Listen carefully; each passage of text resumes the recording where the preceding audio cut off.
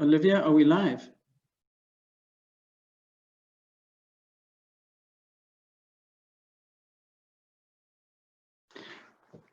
Good morning, good afternoon, whatever time frame it is, wherever the participants are, and welcome to this session on In Dire Straits, the Need for Collective Action for Water Security, which falls under the theme of well-being of people and planet in the C20 Virtual Water Summit. I would like to welcome our speakers that we have today. Ms. Sara, Ahmed, Mr. Bruno, Oberle, Dr. Loïc, Fauchon, Ganter, and Carmen, Nonay. I will be giving further introductions, details around each of the speakers as I call on them to speak, but I would like to welcome them and thank them for giving their time to this extremely important discussion. I'd also like to briefly introduce myself. I am Barbara Schreiner. I am the director of the Water Integrity Network, which is an organization working on trying to reduce the risk of corruption and improve integrity in the water sector globally, which is a not insignificant task. And as you can see, I have worked in the water sector long enough to go grey in the service of the water sector, as I see have some of the others on our panel today. And I have worked mainly in developing countries in the issue of governance and water security. So I think we have a huge topic to address within a relatively limited time frame, and the context that we're examining this question in is one in which climate change is profoundly affecting the world that we live in, particularly in relation to water. Too much, too little, at the wrong time. And obviously we're addressing this in the context of a global pandemic that has profoundly affected the global economy, increased the number of unemployed people significantly around the world, and reduce the tax base from which water security is funded. And it's also obviously compelled us to have this event online. There isn't a single definition of water security, but I think the key elements of water security can be captured in this idea.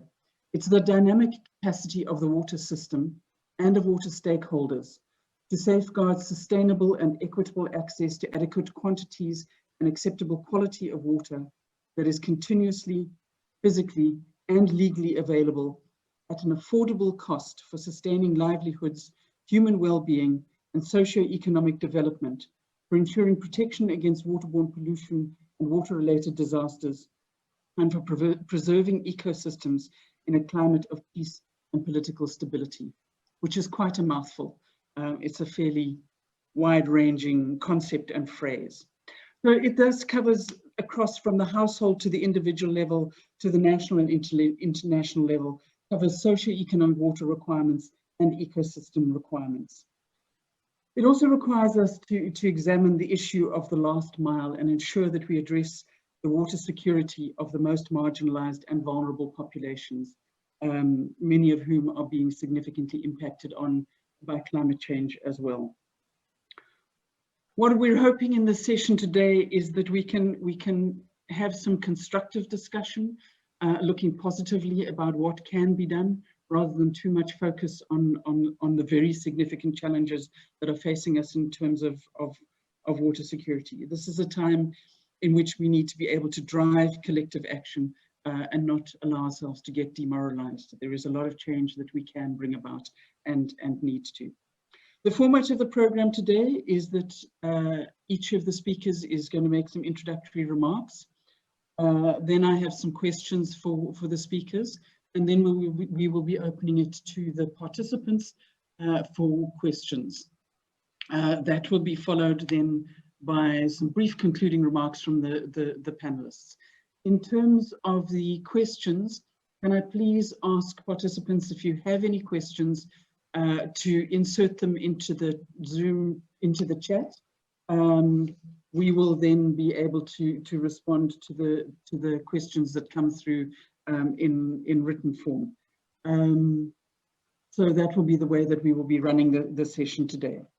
We're now going to start with a pre-recorded message from Amina Mohammed, who is the Deputy Secretary General of the United Nations and chair of the United Nations Sustainable Development Group.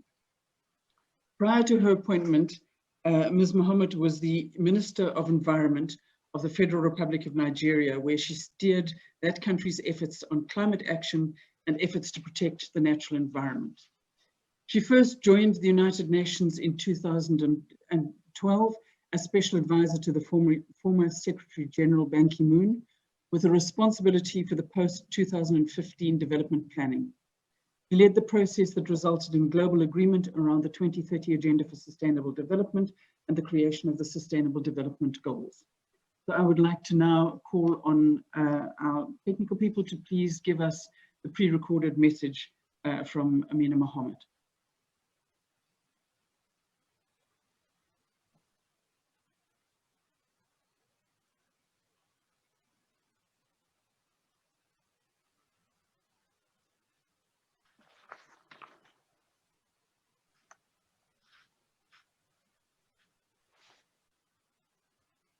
Excellencies, ladies and gentlemen, it is my pleasure to greet the largest virtual gathering of civil society organizations in the history of the C20.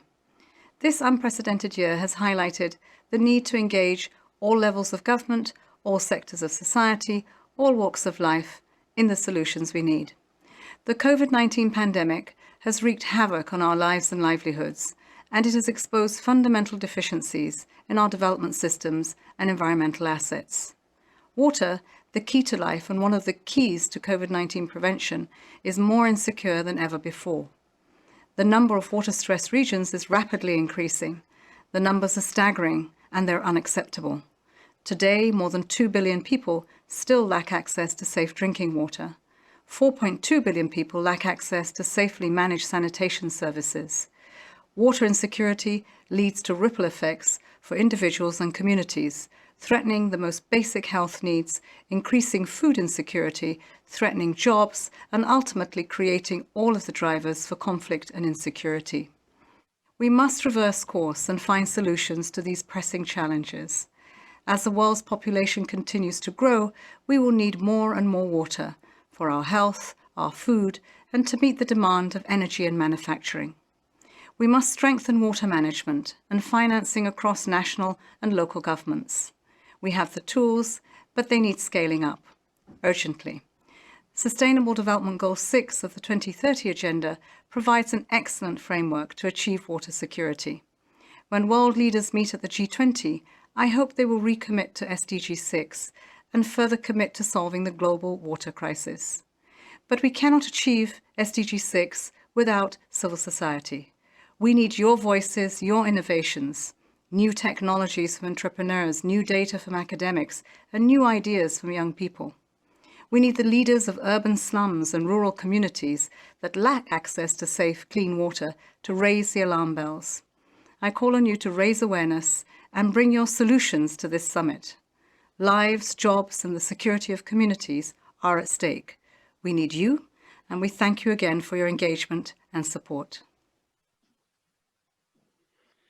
Well, I think that message from Amina Mohammed has set out very clearly for us what the challenge is going forward, and some of the issues that we will try to discuss and in this session, and bring some practical and constructive solutions to the table, coming from the perspective of civil society.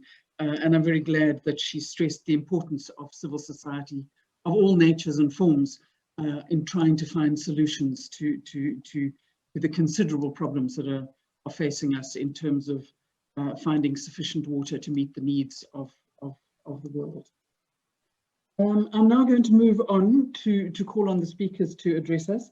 The first person I'm going to call on is Dr. Sara Ahmed, who is the founder of the Living Waters Museum and the director of WaterAid India.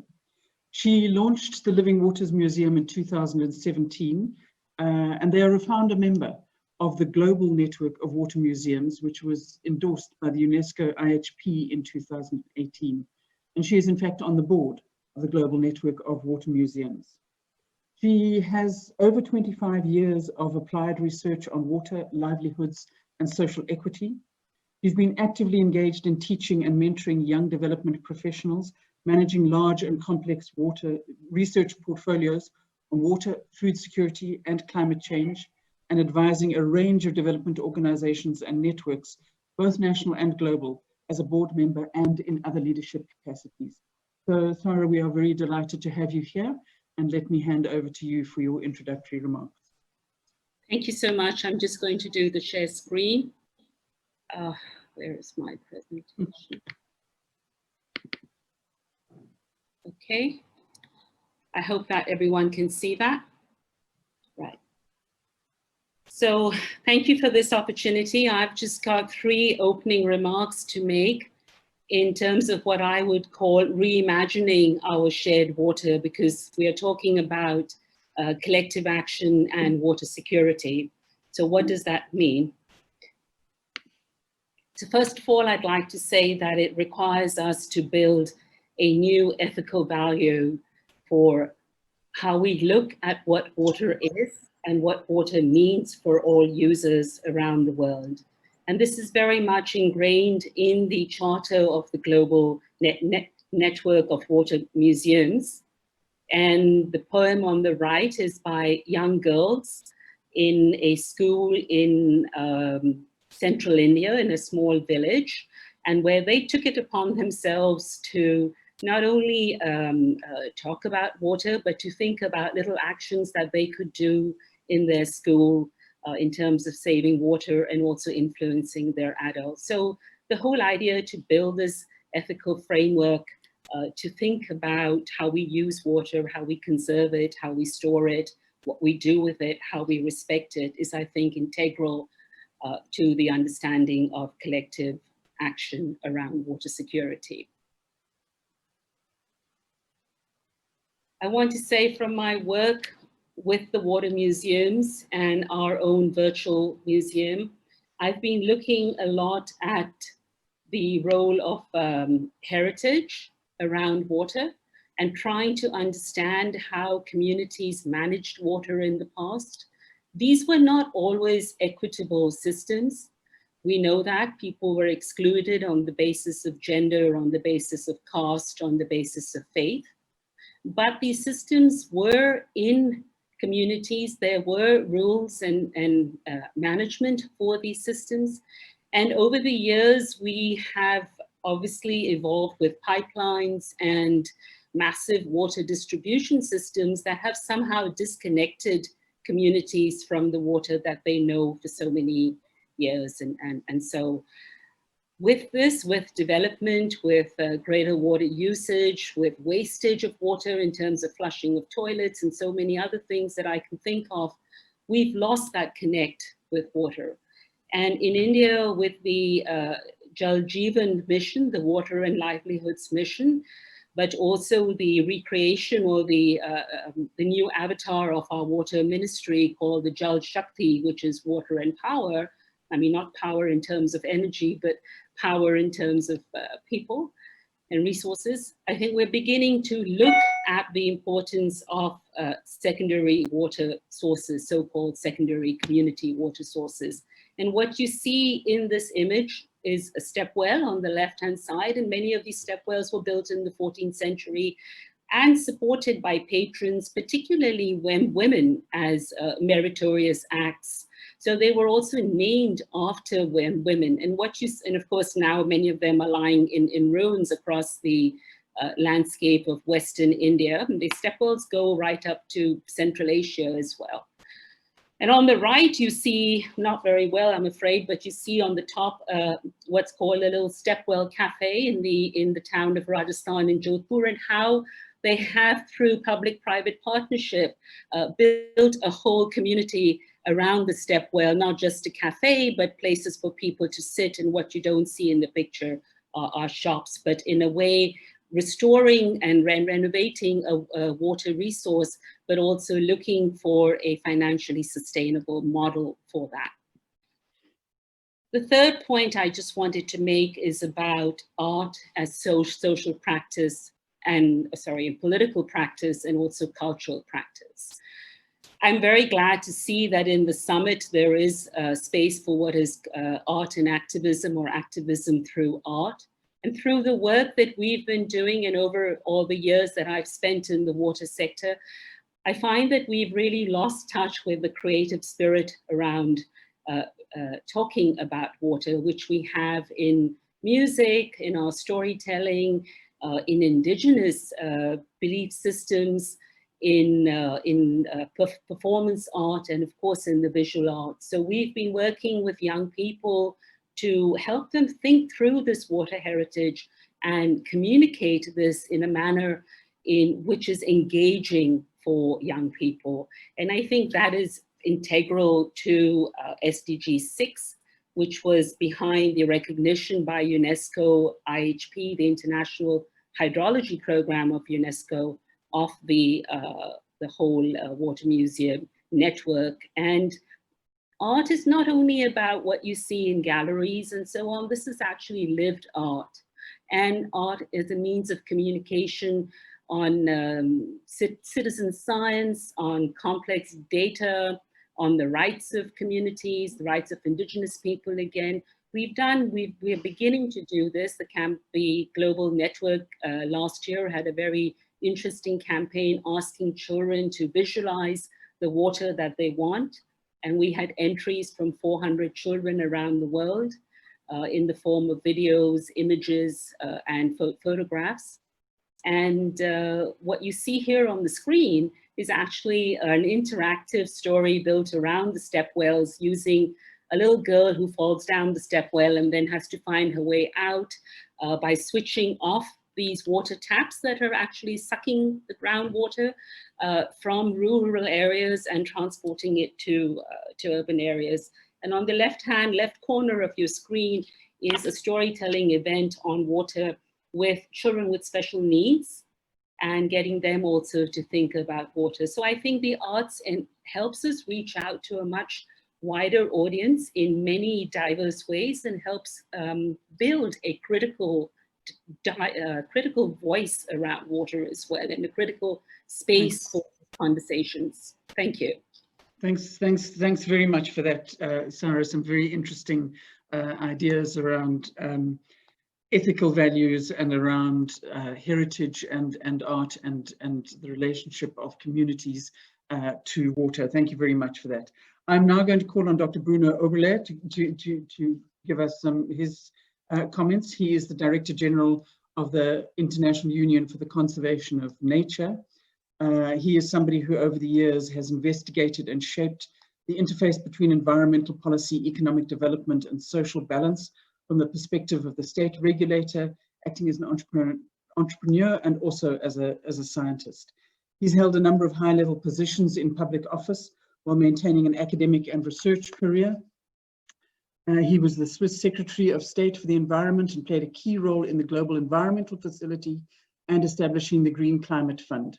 He was on the board of directors of the European Environmental Agency and on its committee. He remains a member of the steering body of UNEP's inquiry into the design of a sustainable financial system.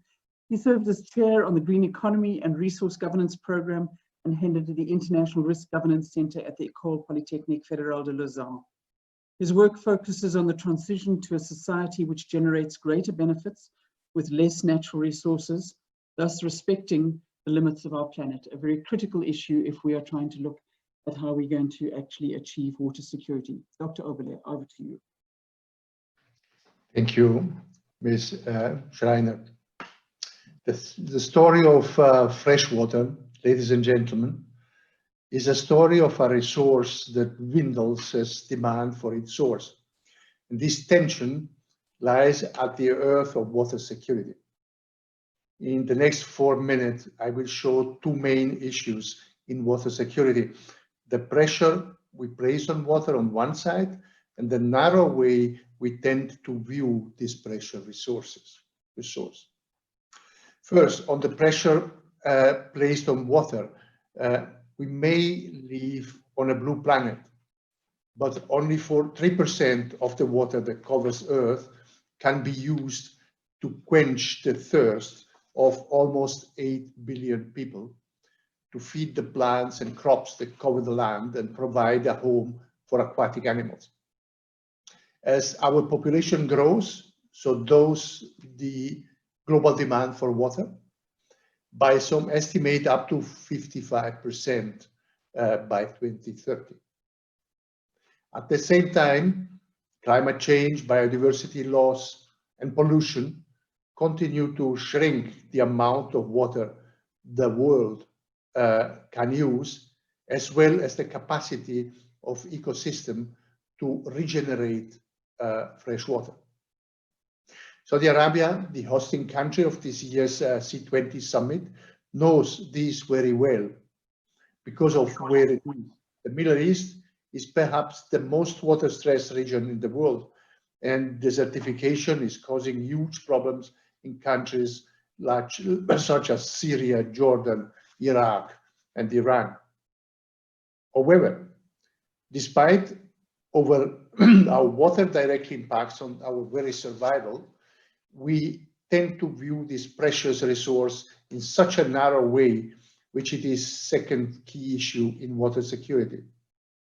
Traditionally, water management was handled by specific agencies whose missions were specifically geared towards water.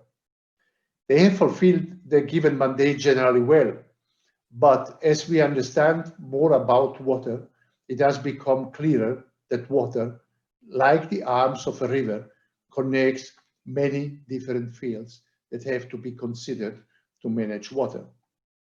And so we need action on a bigger scale with more stakeholders in more fields. In other words, we need collective action. For example, look at agriculture, which uses up to 85% of water in the Middle East. Since 2017, IUCN was working with UNEP and partners in Jordan and Egypt to improve 500,000 hectares of rangelands, traditional lands where communities graze their livestock. These lands were affected by desertification and degradation, and we recognized that to overcome this, we needed to look not just at protecting the watersheds, but also food security, poverty reduction, climate change adaptation, and sustainable agricultural practices using traditional knowledge and science.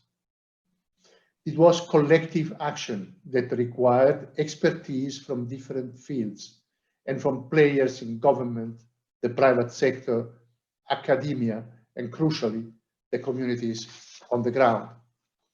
Now, 500,000 hectares of rangelands are coming back to life, improving the livelihoods of the 30,000 people who live within them. This is only one example of the collective action that tackles the pressure we place on water and the narrow way in which we view this precious resource. I look forward to hearing from my other fellow panelists on this, and as we have different viewpoints that together are the foundation of our collective action. Thank you very much indeed, Dr. Oberle, and a very interesting point there that collective action needs to stretch across sectors and not just be collective action within the water sector. We're sometimes very good in the water sector talking to ourselves about the challenges and solutions, but yes, water connects all of the sectors, and we need to be able to look at collective action in a broader concept. So thank you very much for that. I now hand over to Dr. Loïc Fauchon, someone who has extensive experience in the water sector and in water-related activities. Since 2018, he's been the president of the World Water Council, an international multi-stakeholder platform which mobilizes action on critical water issues and also is responsible for organizing the World Water Forums. He was one of the founders of the World Water Council in 1995.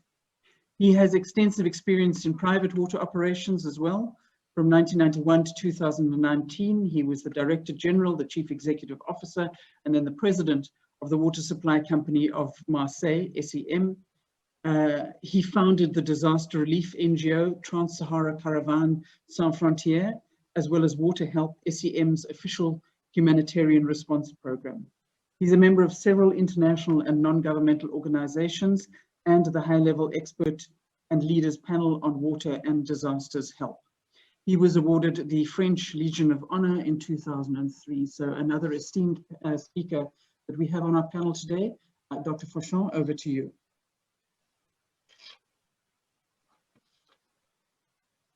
Thank you, Mrs. Schreiner, dear colleagues, dear friends of water.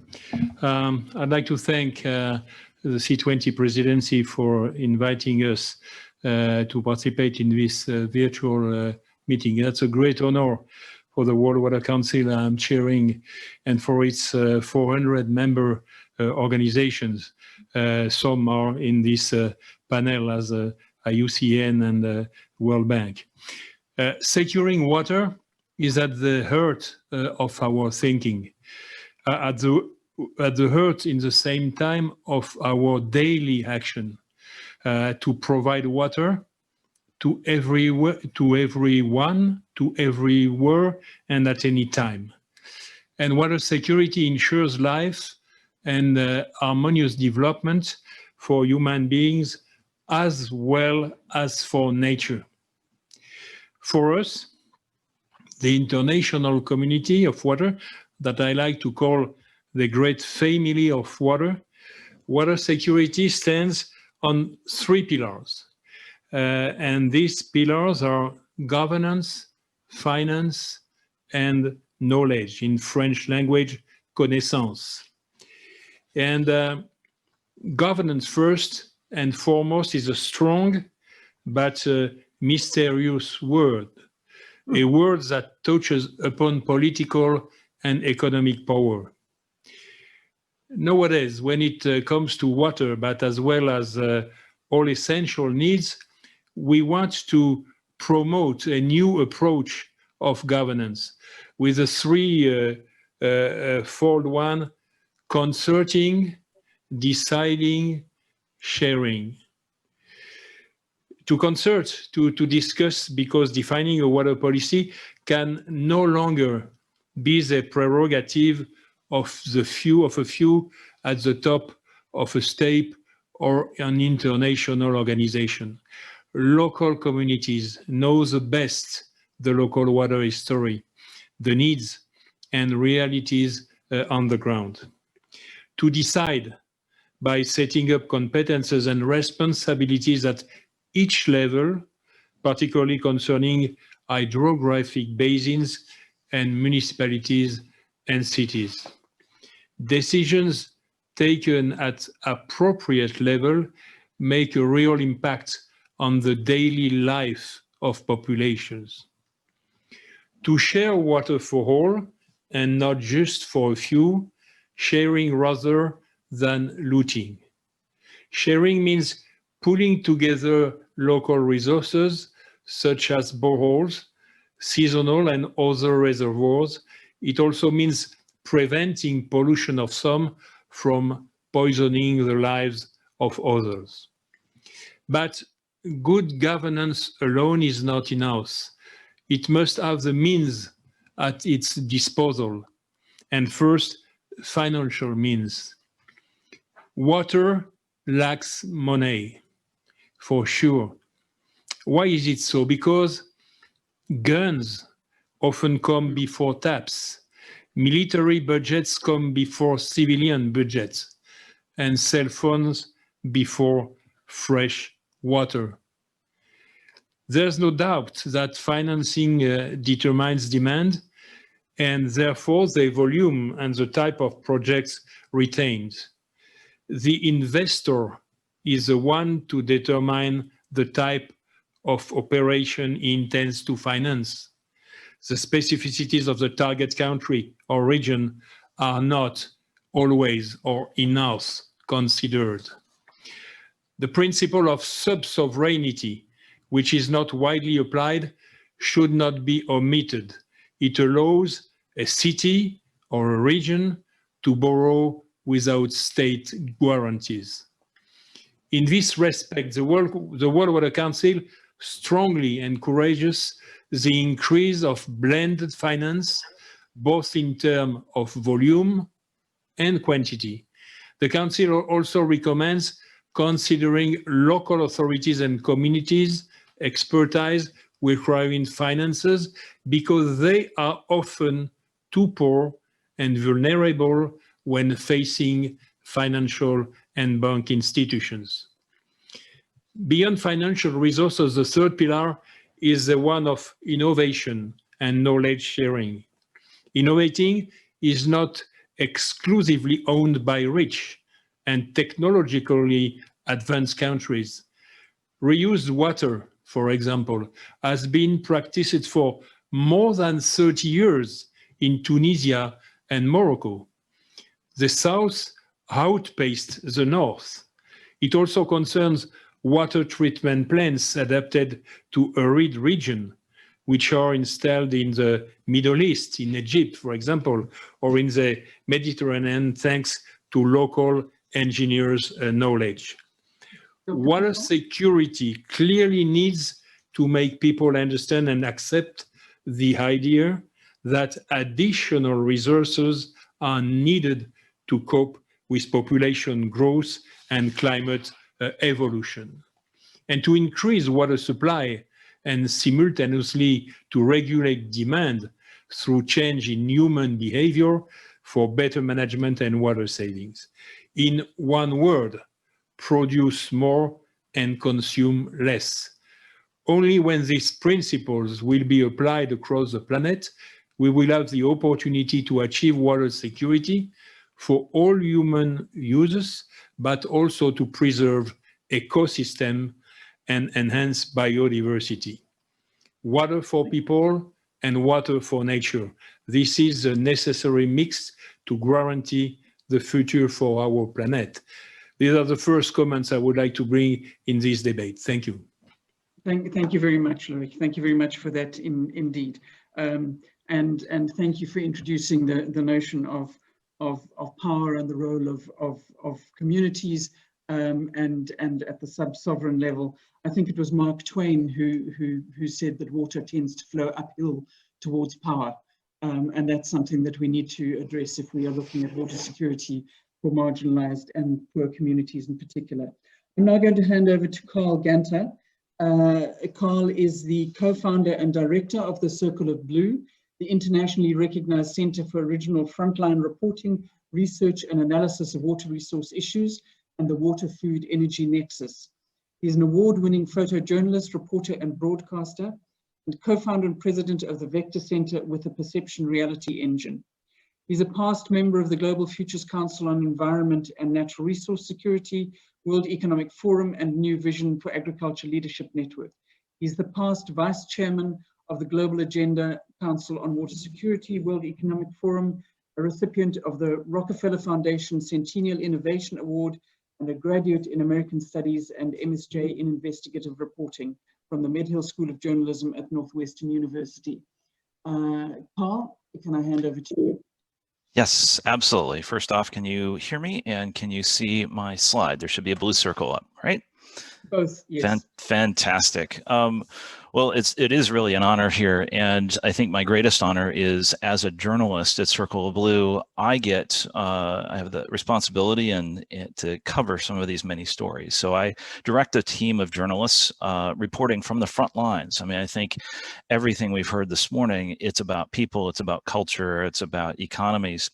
And so that's what I thought I'd do this morning or afternoon, it's very early here in the United States, is take my moments to show you some of these front lines. And that's what I like to do here. But first, a couple of the key points we've heard already. Yes, I'm the journalist, so I try to listen a little bit better here, particularly with my coffee at my side. Ethical values, and we've lost the connect. I thought that was really profound. Water connects all the sectors, concerting, defining, and sharing. So it truly is all about connecting, and it's all about storytelling as well. And I think, as we've heard earlier here, is that we are really on the forefront of the world's most important story. And here's a little bit of what that looks like. So we work with astronaut Jerry Linenger, who spent 4 months orbiting this blue planet. Of course, there's just a tiny bit of fresh water on the ground. And so I asked Jerry, if I dropped a golf ball out of the space station mirror, where would it land? And he was telling me about this picture of dust storms over Inner Mongolia, blowing all the way to Los Angeles. So the systemic connections around the planet of water, droughts, and natural systems. This is where that golf ball would land. It'd be some of the world's largest mines in Inner Mongolia. And around these mines, of course, people are people. People like Wu Yun, and Wu Yun's the daughter of an Inner Mongolian shepherd. And she pointed out that the coal mines, and even further in the distance, the large coal power plant, were all draining the water tables so much that their wells had gone dry. So the water, this nexus of water, food, and energy, if we underscore and look at energy and how it's affecting our water supplies, energy is very, very thirsty. And I think anything that we can all agree on here this morning too, and those listening, is that the future is here ahead of schedule. All the good things and a lot of the bad things and some of the grandest challenges of our lifetime. And so what's this look like in certain parts of the world? This is north of Delhi, where women were planting rice in the rice paddy. And it didn't smell like raw sewage, which I expected in this case, just because of the location, because the groundwater was declining. It smelled more of industrial waste. So again, when we talk about our systems and even our supply chains, I went upstream to see where their water was coming from, because they still had to plant their rice. And so they were relying on contaminated water from this paper mill for growing their food, for growing their rice. They actually pray that the wastewater continues until they can move their children and their families to the city. Here outside of Delhi as well, they're washing the beets. They're washing beets using groundwater because they have to wash them before they go to market, because they've been irrigated with wastewater, with untreated sewage. And they also, many of these farmers outside of some of these urban areas don't eat their own food. They have separate plots. The food they ship to the cities comes from the larger, more questionable irrigation sources. Another key point here too, we talk about urban centers and how they're being affected. This is another grand challenge, and I think that many of our coastal cities face, and Jakarta is truly on those front lines. You've read about the seawall up in the upper right corner that's really holding back the ocean. Because due to a lack of wastewater treatment and overpumping of groundwater, the city continues to settle, it continues to sink. So that seawall is holding back the ocean from flooding the homes of millions of people. What also is happening in our coastal areas is a shift in agriculture and a shift in economies. And these are happening right now. This is the Delta, the Mekong Delta, and it's probably the last rice harvest in this finger of the Delta, because the rice paddies were turning brown because of salinification. So I'll stop there. I just want to underscore, and we'll come back to this, I hope, in the conversation, that this truly is the most profound story of our generation, of our lifetime. And it will take a combination of culture, diversity, and also particularly engaging young people in telling their stories and bringing art to the fore as well to motivate us from the heart. Thank you.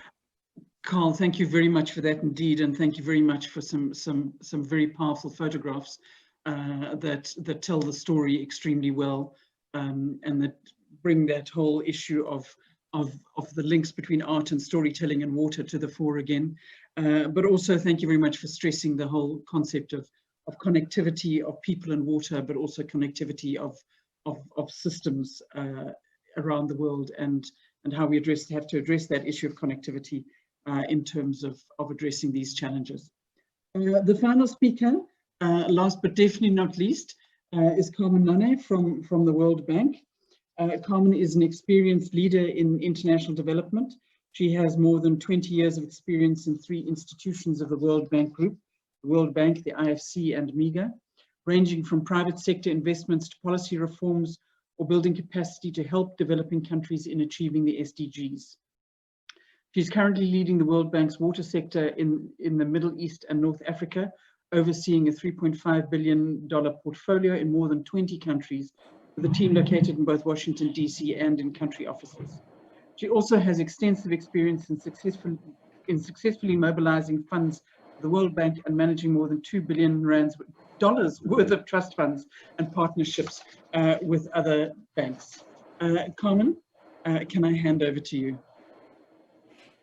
Many thanks for the invitation and the opportunity to engage with the civil society. This is a great event. And what I would like to bring to the theme of the session of water security is to start off with the concept of how we are approaching at the World Bank this issue of water security, but in a very specific context, in the one of fragility and conflict and violence countries. As we know, water security slows growth and impedes development and human welfare. When we translate that into the global economic losses, water security touches upon different aspects of the ecosystem, from the degradation to the pollution damage. And although it's hard to put a number and monetize what it is, it provides significant threat to future water provision, especially in the context of climate change, as many of my other panel members have mentioned. Our vision in the World Bank is a water secure world for all. And what does that translate into? It translates into a broad long-term strategy to focus on sustaining water resources, delivering services, and building resilience. And I think now more than ever with the COVID pandemic, that is very, very relevant. As we all know, the World Economic Forum found that water was the top threat facing economies and communities over the coming 10 years. We also know that they found that fragility poses the greatest threat in the near term, because that is where we see the governments failing to provide water services. And this is where we also see the governments failing to protect the people against water-related hazards like drought, flood, or waterborne diseases. All of this increase, for sure, the potential to aggravate fragility even more. And we have a huge potential here to have an increase on a vicious circle, because then water security will be more a threat. So in order for us in the World Bank to find ways that we can disrupt these harmful dynamics that are happening in the FCV, we have come to prioritize and design water-related investment programs that can contribute both to sustainable development as well as stability. And I want to give you 3 quick examples of what we're doing. For example, we're acting in real conflict situations. Let me take the case of Yemen. We remain engaged despite the active conflict that is happening because we believe it's crucial to preserve the local service delivery in order to prevent further human suffering and also to identify entry points for post-conflict engagement. We currently support operations for livelihood, for health and nutrition activities that are benefiting more than 9 million people and that are undertaking analytical work that will prepare for timely post-conflict engagement. And as many of you know, Yemen is the worst humanitarian crisis the world has ever faced. Second, we're also acting in post-conflict situations. Let me give you the example of Bosnia. There, we help to restore water services. In Mostar, during the Bosnian War, the city water utility was split. What was once a unified service provider for all the city residents became 2 ethnically segregated entities in the midst of the conflict. And during 2000-2004, we helped to reintegrate Mostar's utility and began providing unified water and sewage services to the city residents for all ethnicities. And third, we also act in what we call, in quote, relatively quiet periods of fragility, so we can seek to strengthen resilience to water-related shocks if they're to happen. Let me give you the example of Sierra Leone. Prior to the outbreak of Ebola, we have supported the government to enhance the service performance and financial sustainability of the country's largest water utility. And when Ebola hit, and many of the large customers scaled back or shut down their business, the water utility was still able to meet costs, sustain revenues, retain staff at work, and keep operations going. The utility's ability to deliver clean water enabled it to be an active partner in the Ebola virus disease response that was extending services with humanitarian actors into the poorest areas of Freetown. And our call is for collective action if we want to really give water security for all, and especially in FCB countries. Thank you. Thank you very much for that, Carmen, and for the sobering reminder about the context in which many people are actually living out their lives today, and the challenges of ensuring water security in the context of fragility. It does make one think about the comment that Loïc made, that guns come before taps, and how unfortunate that is, and how much better the world would be if that kind of money was available for water and sanitation rather than for warfare. But thank you very much. We have come to the end of the introductory remarks from the presenters. I now have a couple of questions for the presenters. And just a reminder to participants that if you have any questions for any of the presenters, to put them into the chat box in the live stream, and we will try to make sure that we have some time to answer those, although I see that we are already running a bit behind schedule. And so in relation to that, I'm going to ask the speakers, in responding to the questions, if you can try and keep your answers to about 3 minutes, so we do have some time to respond to questions from the floor, and we try and keep it a bit tight. So the first question that I would like to put to somebody is to Dr. Oberle, which is the question of, do you consider that water is a common good? And can water security be decoupled from the issue of global politics and economic relations? You're on mute. The answer to the first question is, it's very clear. Water is a common good, and thus, to make it very clear, it does mean that it doesn't have a value or that it is for free. Water management and pollution prevention is expensive. Water flows through our economies. We cannot run industry, grow our food, make clothes, or survive without water and without this expenditure in water management and pollution prevention. We must respect the human right to water and sanitation, and we must make clearer links between ecosystem health as our source of water, and we must work collectively to ensure equitable access to water for people and nature. This is not about commodifying water, but it is about recognizing its value, and that there is a cost to protect it, to clean up the pollution and to treat wastewater, to collect and store water, and we need to cover that cost to ensure we maintain healthy ecosystem and deliver equitable services. It is a common endeavor to use this good, and it can only be solved collectively, and this is the fundamental reason, because the good is common. It is because of how central water is to our lives that it becomes easy to answer also the second question on whether water security can be decoupled from global politics and economic relation. If we hope to solve the water security challenges the world faces, water security must not be decoupled from global politics and economic relation, exactly because it needs common actions.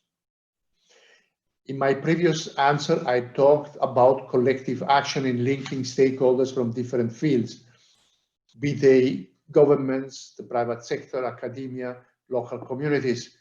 It should be clear that this collective action also applies to the world of global politics and economic relations.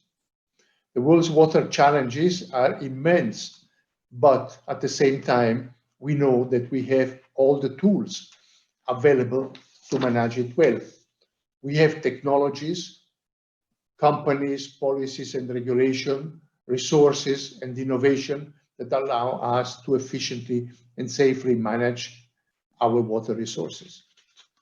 Not enough people realize today that water is a key circular resource, and that wastewater is not waste.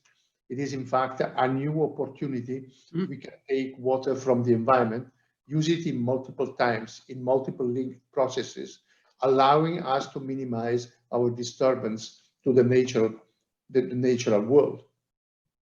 But this ability often lies in wealthier countries, where we have managed to build the financial resources to allow us to do so.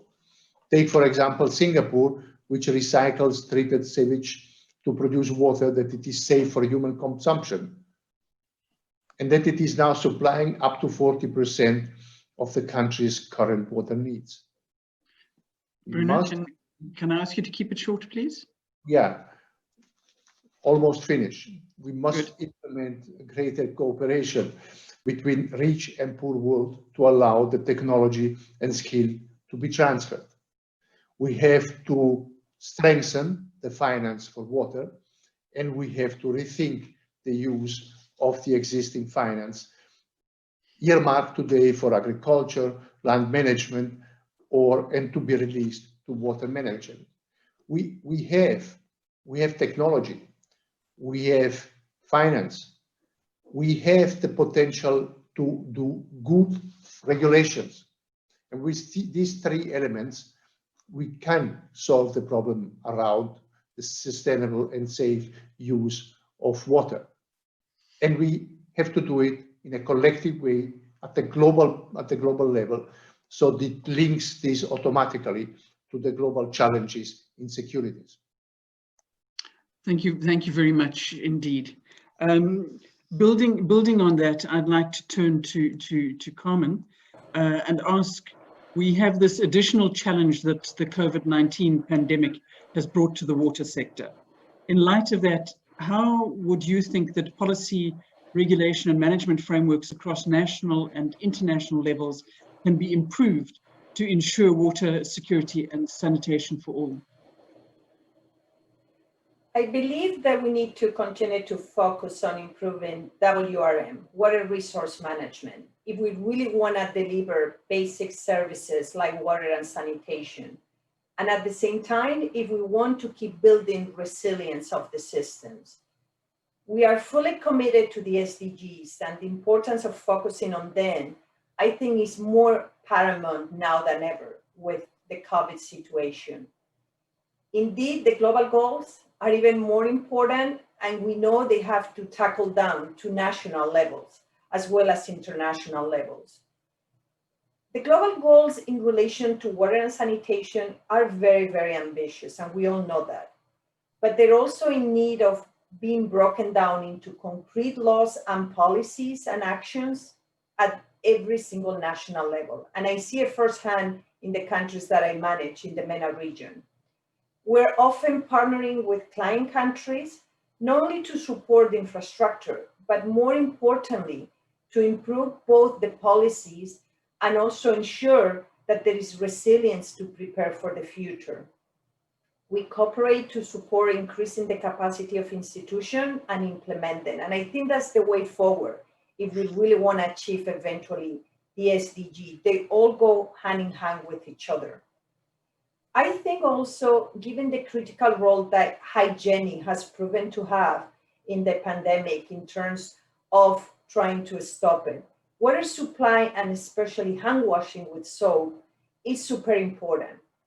And we should all try to help to develop content in projects, in the dialogues with the governments to ensure that that is tackled. From our point of view at the World Bank Group, we're trying to do the best that we can to handle the situation of water and sanitation and wash, more important, in terms of COVID recovery. And we have identified 3 very important priority areas. The first one is the safe water supply, sanitation, and hygienic services that can go to healthcare facilities, because they're essential if we want to deliver the quality health services if we want to protect patients, health workers, staff, and further transmission of this disease that is global. Second, providing communication and preparedness related to hand washing behavior. So there is the proper chains and the promotion of proper hand washing, because you'll be surprised in how many parts of the world that is not happening, and how that relates then to food hygienic or safe water practices. And third, and let me emphasize that because I think it's super important for the sector, is the support to utilities. Critical interventions for universal and safe access to water and sanitation can only be effective if we're really supporting them. If we really support them financially with liquidity facilities, and if we support them to be operationally stable, because otherwise the whole world will be collapsing in terms of the sector. And I know in the interest of time, I wanted to talk about a few examples, but I will stop there, Barbara. Over to you. Thank you. Thank you very much, Carmen. Thank you very much for that indeed. Building on an issue that you raised, which was the issue of resilience, I would like to now turn to Loïc and ask, in your understanding, how can we improve resilience to the climate disasters that we are seeing increasingly around the world of floods and droughts? How do you think that resilience can be improved and sustained? Thank you. Water-related disasters have always existed in past centuries, when the climate evolution was not at the center of the public debate. But today, water-related disasters, we can observe that they are good customers for the media. Cyclones, hurricanes, tsunamis, landslides, and floods, they fascinate with terrifying images from disaster movies.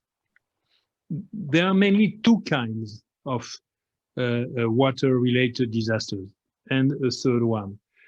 Those caused by excess of water, usually referred to as floods, and then there are those less known, less mediatized, which are the consequence of the absence of water.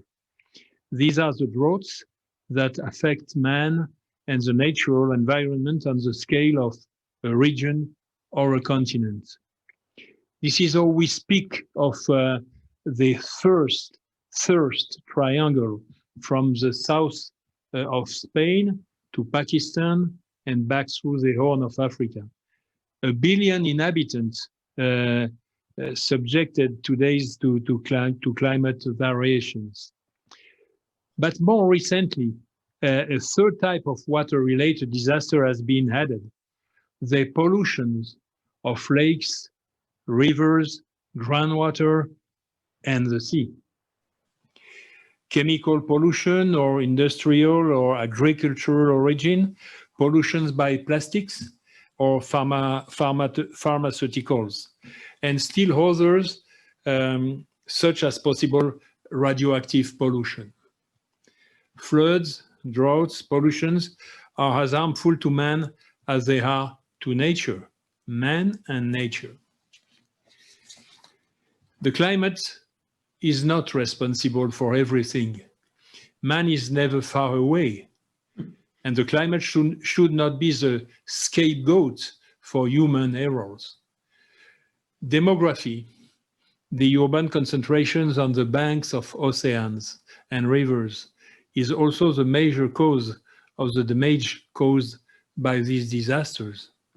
Sprawling housing, anarchic construction without respect for urban planning. Drought, the growth of cities in desert regions far from water resources, but also poor management and waste are also causing water shortages. How can we protect ourselves from this? How can we mitigate the effects of these disasters? We have to reduce the number of deaths and injuries and avoid exodus for millions of refugees from climate and poverty through huge national and local prevention policies. Prevention. Warning systems must become mandatory, as they are in a few countries. The presence of human activity in high-risk zones must be strictly regulated. Emergency plans must be generalized everywhere and regularly updated. Prevention must become an integral component of development and resilience to the effect of disasters. It is a political issue. It needs political decisions, but also a societal one. Prevention and resilience must take place in school curricula, as seen, for example, in Japan or in certain regions of Indonesia. A high-level panel for water-related disasters was initiated 15 years ago by Mr. Ban Ki-moon. It's now chaired by Dr. Han Seung-soo, former Prime Minister of Korea, and we are participating within. Its missions must be amplified, and it means strengthened in order to continue to implement an international policy for water-related disasters prevention, but also post-disaster assessments and repairs. And similarly, the competence of UN Water could be redefined to better coordinate the efforts of states in this field. Thank you very much indeed for that. And I'm now going to turn to Sara, Ahmed, and ask what collective action approaches do you think one can take to incentivize political willingness to provide safe and clean access to water, sanitation and hygiene for the most marginalized social groups? And do you think that such collective action has the potential to reduce corruption and lack of integrity in that regard? Okay, thank you for the question. Rather tough questions, and they come to me, I know. So I just want to start off by acknowledging what happened in India during the COVID, during the pandemic and the lockdown, when we saw thousands of migrants walking across the dusty landscape getting home. And to me, what happened then was perhaps the biggest example of collective action that we've seen in recent times, with citizens coming out on the roads to provide migrants with clean water, with drinking water, with some food, with rations.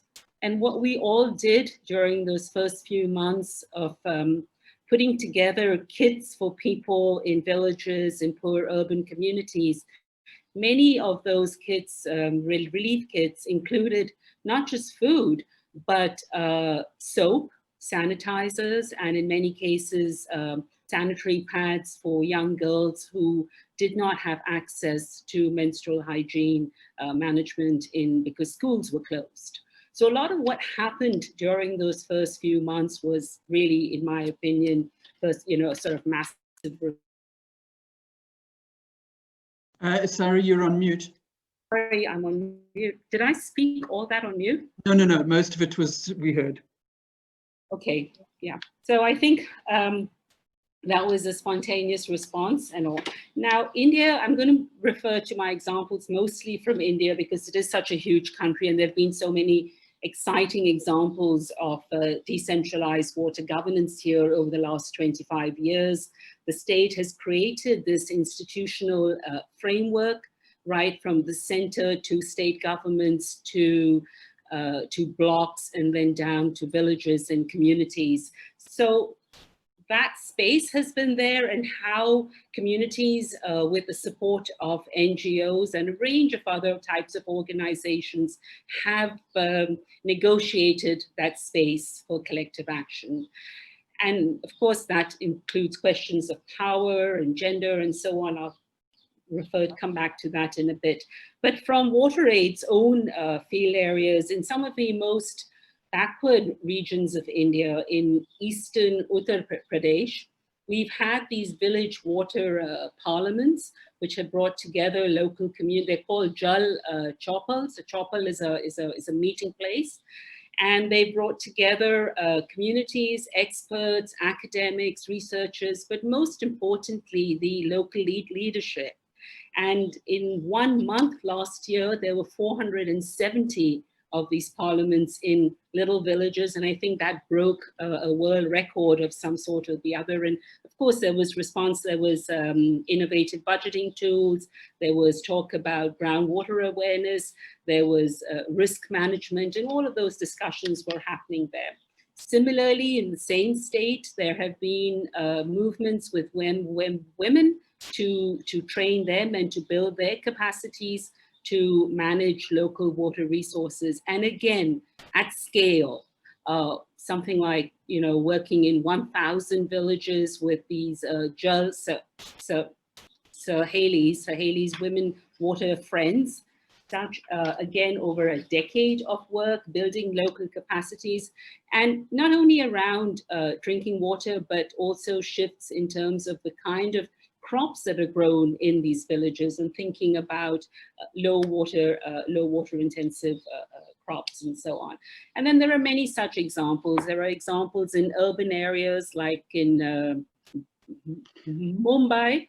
I won't really go into all of them because I know it'll take up time. Sara, we're very short on time. Can you round it off, please? I'm just going to finish. So what does it all say to us about collective action? I mean, there are many things that people have tried and tested, and I just put down 5 or 6 things that I think we need to pay attention to. And one is power relations in local communities. I think we need to recognize that there are multiple water users and users, and very often these are from the same water source. So how do we balance that for local communities? It's the same water.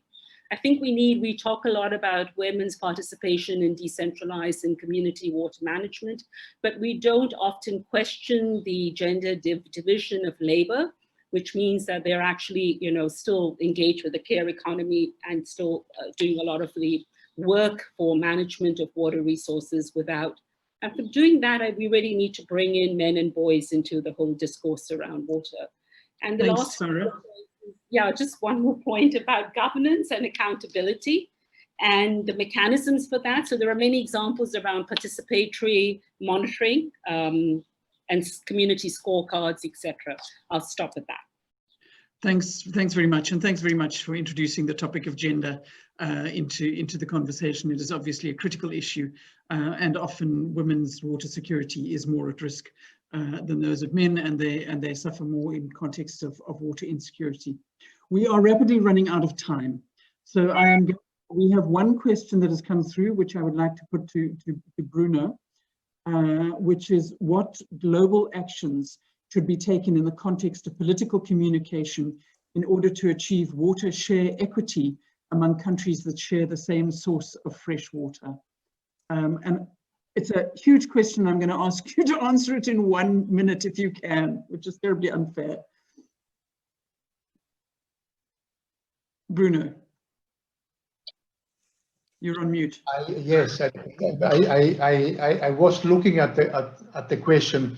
I will ignore the political communication. Also, what global action should be taken to guarantee equity among countries that share the same watershed?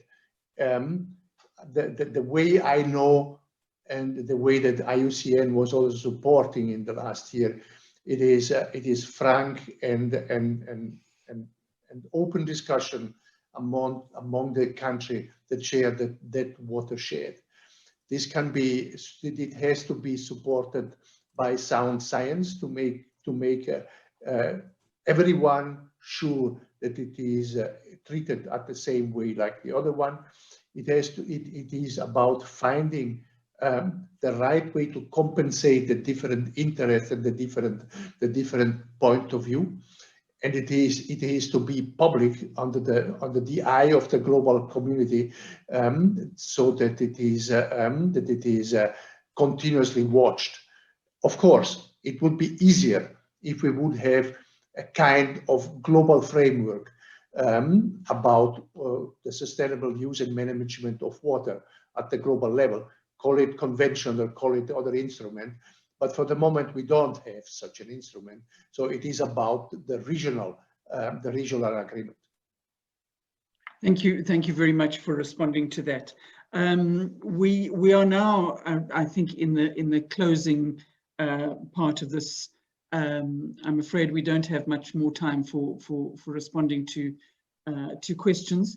I would like now to call on the speakers to give their closing comments for about 2 minutes each, and to try and focus in those closing comments on the positive and constructive things that you would like to see being done in terms of collective action to improve water security.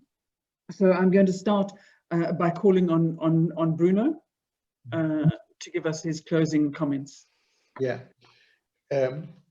Simple, a short list of what we have heard. Water resources are limited. The demand is growing. The use and management, it is not good enough for now. And this is causing a lot of economic impacts, negative impacts, and pain to the affected populations. We know that water use and management is linked with global politics issues and economic relations, and this is related to the global security. We know that we need collective action at the local level,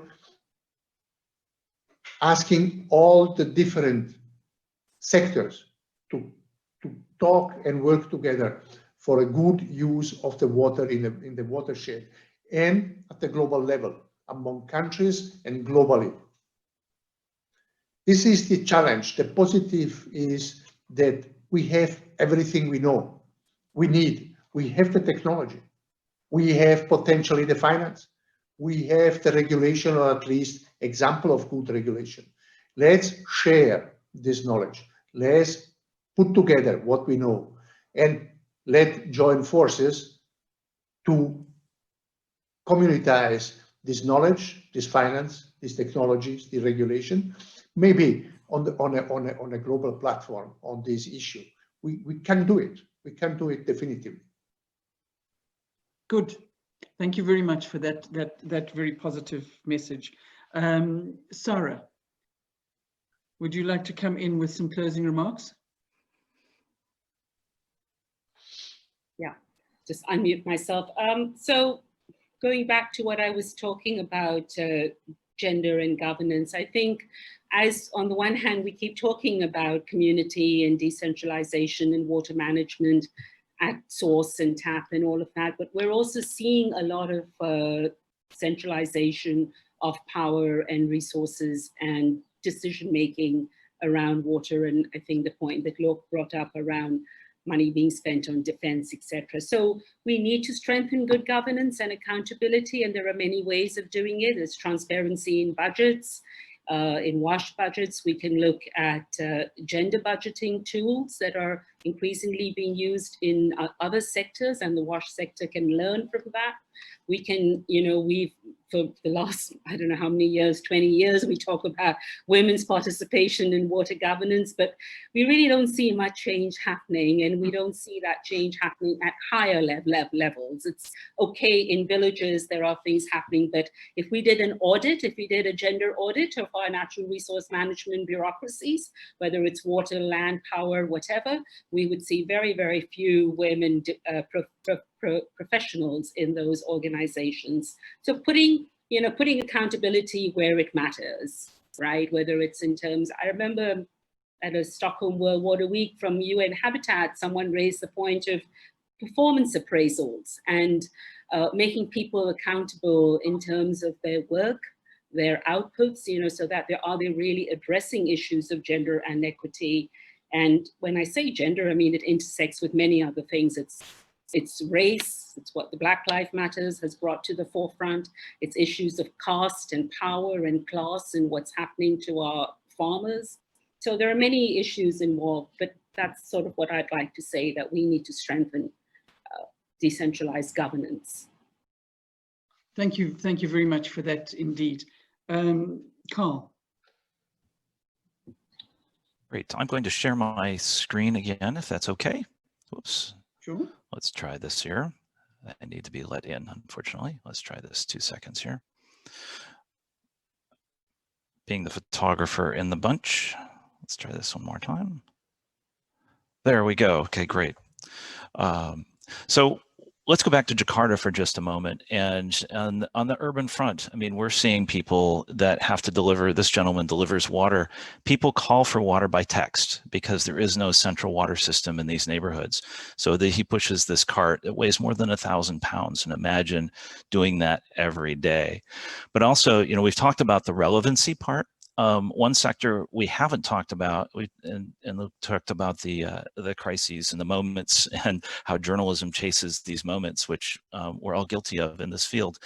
But I think when we make the relevancy to our governmental leaders as well as to the corporate leaders, these are some of the key points that when we look at when we're covering this issue, again, the most, I think, most important drama that's unfolding across the planet. And I think one of the biggest things, we've heard positive parts, but we also need to lay out the cost of failure is truly high. Now, Sara was talking about transparency and the costs of risks and realities and relevancy. I think, again, we need to work really, really hard to make these issues relevant to the leaders. For example, the deputy mayor in Jakarta told me, he said, we have 13 rivers that run black. We have plenty of water, but we need the political will and the investment and the processes, say from the World Bank or Water Resources Group, to actually put that knowledge into action, into collective action. But there also has to be pressure from the ground up, from the people who rely on those push carts for water. They need to have a voice in the picture. And fortunately, we have new tools and better ways of listening today for those voices to be surfaced and to bring a level of transparency. This is a gentleman who lives next to a river in Hyderabad that runs with about 6 feet of foam on top from industry upstream. But he can take a picture of that, and that can put that worldwide. And that can also bring extra levels of data and analytics to hotspots around the world and spotting them before they happen. So one thing that we are playing with, and we in the water sector and we at Circle of Blue and Vector Center, is listening better. And this is just an example of how people are talking about water at certain times and certain moments around the world and the big issues, because these issues are huge. And what drives me and the passion, I think, of everybody else here and those tuned in is that we have young fathers like this one in Flint, Michigan, who's terrified about his child's future because of drinking contaminated water from lead poisoning and from the lead pipes.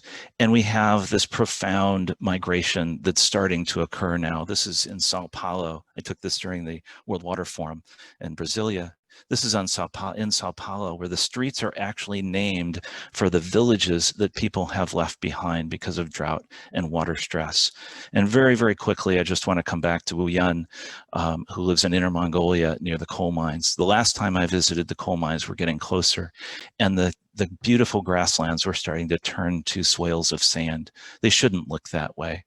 So the last message I just want to leave everybody with is the hope for our future is truly the one that we deliberately design, particularly with young people, new technologies, new storytelling capacities, new government structures, that we truly have to build in the incentives and the tenacity and empower our leaders with that level of knowledge, because we truly are designing water's future right now. This is that moment. So I'll leave that there. And I would encourage people to tell their own stories better, particularly in the water sector. And those that are listening, tell your water stories widely to your neighbors, your businesses, and your government leaders. Thank you very much indeed for that, Carl, and once again for those very powerful photographs that tell so much in their own way. Dr. Fauchon, I'd like to call on you, please, for your closing remarks. Thank you. What can we say to conclude? World water security requires first and at least a political response. And all citizens, not only the politicians, all citizens have to join the political debate.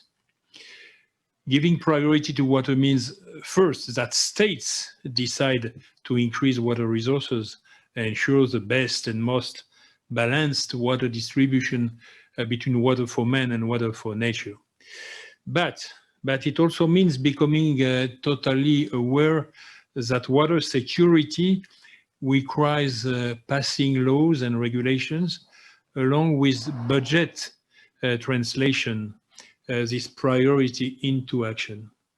And it shows the importance of the role of parliaments everywhere in the world. And it also means the right to water. The right to water is an easy question to put forward, but so difficult to achieve daily. No doubt, the United Nations and the international community must insist that each state must enshrine the right to water in its constitution. And at this very moment, only 40 to 50 states have done that only. But in slums or the most remote areas, the minimum allocations of fresh water remain difficult. This is the exact moment when water security and the right water merge together. It's about respect. It's about dignity for each person, for each family, and for each community. And through these goals lays the objectives for collective action, as you have mentioned, bringing together innovation and knowledge, sharing blended finances and honest governance. All governments, all parliaments, all basins organizations, all municipalities, media and citizens must go with this. And it joins what Carl was saying. We have to speak about water everywhere, daily, and in front of every kind of community. This is also the purpose of the World Water Forums that we have been organizing since 1997, by bringing together people from all over the world to speak loudly, to give priority to water. Next forum will be held in Dakar next year, or perhaps a little bit later. The collective action that we are all striving for needs contribution from everywhere to address people's expectations through a concrete response to be able to move to action. Before, I would like to say that we will be very honored to host the IUCN Congress in Marseille, I hope in the middle of the next year. And Bruno, you will be very much welcome. So you are all, with no exception, welcome to contribute to shape the future of water and the future of our planet. Thank you. Thank you very much indeed for that, Loïc. And the last, again, Carmen, if I can hand over to you for some closing remarks, please. Thank you. I don't have any closing remarks that would be any different than my fellow panelists. That's the beauty of coming last. But I want to pinpoint on a few things. The first one is that we heard at the beginning that water is life. We also have heard that under COVID, everything has been shaken of what we know in the world, right? And water cuts across every single sector of the economy, and we're seeing how economies are being affected. So it's very clear that, yes, this is a huge call for collective action, that there is no single minute that we should be wasting. Because again, also water is a limited resource we have in the world. So we really need to come together, not only the civil society, but the citizens, the governments, the media, the multilaterals, the private sector. And we really, really need to really shake ourselves and work for the future of the generations that are coming after us, because that's what it keeps me awake at night. If my kids or my grandkids one day cannot have water, and perhaps because I work in the most water scarce region in the world, MENA, right? So again, I think COVID has given us even more of a strong shake that we really need to have collective action if we really want to meet that important SDG of water security for all. Thank you. Thank you very much indeed for that, Carmen, and thank you very much to all the speakers and to everybody who has been listening to this online.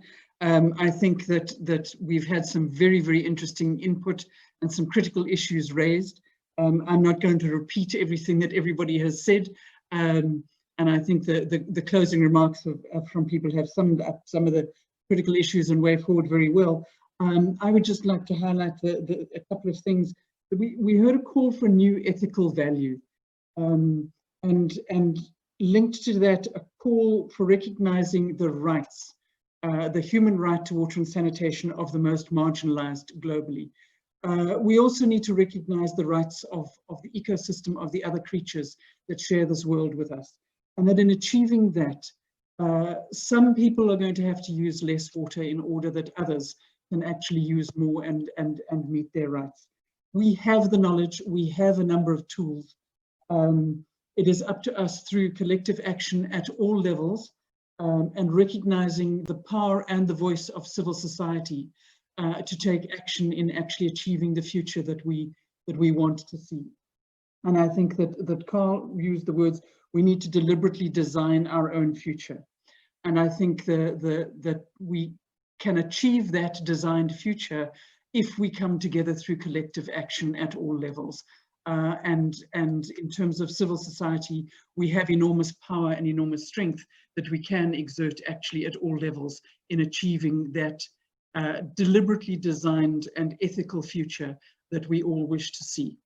So on that note, I would like to thank everybody very much for their participation in this session, and to say that the best recognition of the value that has come out of this session is for everybody to take it into action in the real world and to actually start bringing about and continue to bring about change. So thank you very much to everybody for their participation, and I wish you all well, and I hope that you stay safe in this rather strange world.